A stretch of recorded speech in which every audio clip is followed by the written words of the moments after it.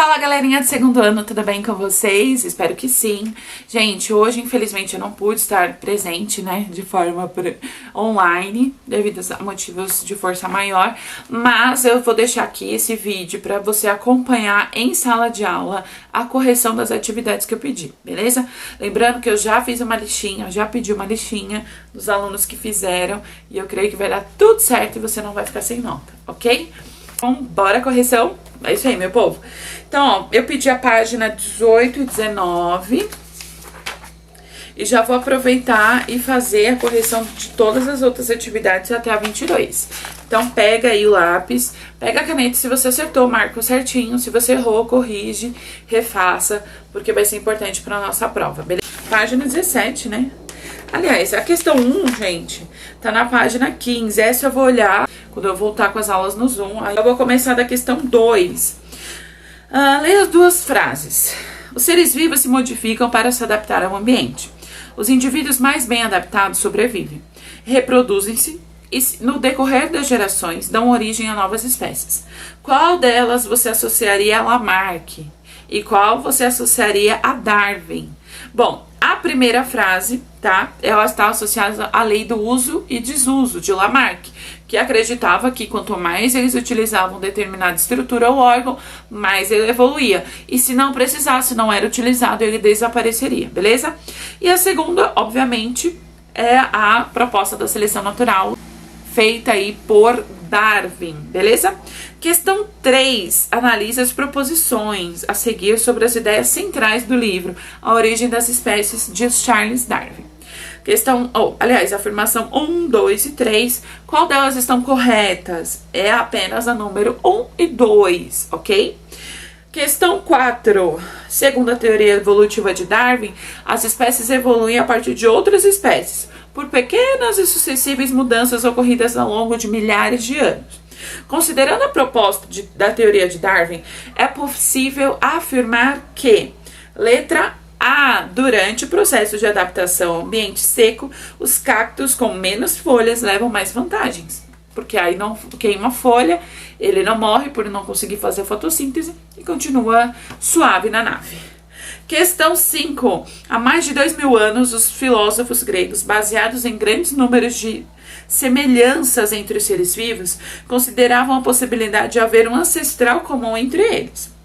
Pode-se afirmar que, letra A teoria evolucionista de Lamarck, em 1809, defendia a ideia de que as condições ambientais levavam os seres vivos a desenvolver os órgãos e as estruturas mais solicitadas naquele momento. Questão 6. Coluna A, respectivamente, coluna B. Então, você vai associar uma com a outra. Qual seria a ordem correta? 4, 2, 3, 1. 4, 2, 3, 1. Letra A. Questão 7. A grande diversidade de organismos desperta a curiosidade do homem há milhares de anos. Observando-se organismos com as mais variadas características, como as longas pernas de algumas aves aquáticas e assim por diante, Lamarck e Darwin propôs algumas teorias, né? Considerando as teorias evolutivas desses dois camaradas aí para explicar o surgimento de tal diversidade, pode-se afirmar que, letra D de dedo duro é a correta, que a afirmativa 1, 3 e 4 são as afirmativas verdadeiras, beleza? Resposta letra D. Questão 8. Dois pais de uma teoria, Charles Darwin e Alfred Wallace, dividem os méritos por explicar a evolução dos seres vivos. Muito legal. Charles Darwin foi um naturalista britânico que ficou conhecido por explicar a teoria da evolução através da seleção natural, assim como o naturalista Wallace, que elaborou a teoria quase ao mesmo tempo que Darwin. Na verdade, eles fizeram o mesmo projeto, só que ninguém colocou o nome do Wallace. Sobre a teoria da seleção natural, assinale a única afirmativa correta. Essa única afirmativa correta é a letra E, de elefante. Os organismos mais bem adaptados ao meio têm mais chances de sobreviver, ou maiores chances de sobreviver. 9. O livro de Charles Darwin foi publicado pela primeira vez em 1859 e explicou as bases da teoria evolucionista. Assinala aí as proposições corretas. É a número 2 e a número 8 e a número 16. 2, 8 e 16. Questão 10. Vamos lá. Descrever. No passado, sem o conhecimento da genética, da biologia molecular, Lamarck e Darwin elaboraram explicações para o surgimento de novas variedades de espécies. Nesse contexto, como pode ser explicado o surgimento de bactérias super resistentes? Letra A, com base na teoria de Lamarck. E a B, com base na teoria de Darwin. Vamos lá. Letra A, então. Começa aí, anota a letra A. Conforme mencionou Lamarck, as estruturas elas eram selecionadas conforme a sua necessidade. Então, o ambiente fez com que essas bactérias se tornassem resistentes e acabavam aí se tornando mais fortes com o passar do tempo. Então, o ambiente forçou a necessidade desses animais em se tornarem mais e mais resistentes, beleza? E aí depois transmitia isso para as outras bactérias. B. E a teoria de Darwin? No caso aí, as bactérias mais resistentes, elas sobreviviam por mais tempo na condição, né, de calor e tudo mais. Ou de frio, no caso. Então, essas bactérias, elas conseguiam se reproduzir e deixar mais e mais descendentes com essa característica. E aquelas que não apresentavam essa condição de adaptação, acabavam desaparecendo. Seleção natural. Bom, questões do Enem. Foco no Enem. Questão 11. As mulheres girafa representam um apelido que se dá a mulheres que habitam em regiões da Tailândia, que usam como adorno de beleza uma espiral de cobre em torno do pescoço, aqueles anéis, tá? Isso faz com que o pescoço dela se torne extremamente longo, parecendo o pescoço de uma girafa. A afirmação contida na frase anterior pode ser considerada como plausível e que colabora, né, ou corrobora com a teoria de quem? Lamarck, letra D. Quanto mais ele força o pescoço, mais ele é longo. Então, é a letra D, tá bom? 12. A utilização de inseticidas em larga escala para o combate aos mosquitos transmissores de malária produz a cada geração organismos cada vez mais resistentes a esses inseticidas. Quanto mais mais inseticidas é utilizado, mais aparecem mosquitos resistentes. E aí vai fazendo o quê? Com que os inseticidas se tornem cada vez mais tóxicos, porque aí tem que colocar mais veneno para ser mais eficiente aí no combate à morte desses mosquitos. Esse fragmento é considerado, sob o ponto de vista da história da evolução, como lamarquista. Então, eles estavam num ambiente, numa condição que, se eles não conseguissem forçar o corpo a ser resistente, eles morreriam. Então, é a letra C, ok? 13. Determinado processo presente em todos os seres vivos não foi explicado pela teoria de Charles Darwin. Tendo sido esclarecido mais tarde pelas contribuições da teoria sintética da evolução, bem tempo depois. Esse processo é chamado de hereditariedade, letra D, tá? 14. Ao elaborar a teoria da evolução, Darwin não conseguiu obter algumas respostas aos seus questionamentos. O que esse autor não conseguiu demonstrar em sua teoria? A origem das variações entre os indivíduos. Por que era variável? Né? Por que um transmitia, nascia de um jeito e outro não? Então ele não conseguia explicar. Depois ele descobriu que era... Ele não, né? A ciência descobriu que era por causa da genética. Então é a letra B, tá? 14 é a B. 15. Darwin, em viagens a Ilhas Galápagos, observou que os tentilhões apresentavam bicos com formatos diferentes em cada ilha, de acordo com o tipo de alimentação disponível. Lamarck, ao explicar que o pescoço da girafa teria esticado para colher folhas e frutos do alto das árvores, elaborou ideias importantes sobre a evolução dos seres vivos. Como é chamada aí a interação entre os organismos e seus ambientes? Adaptação. B de biscoito.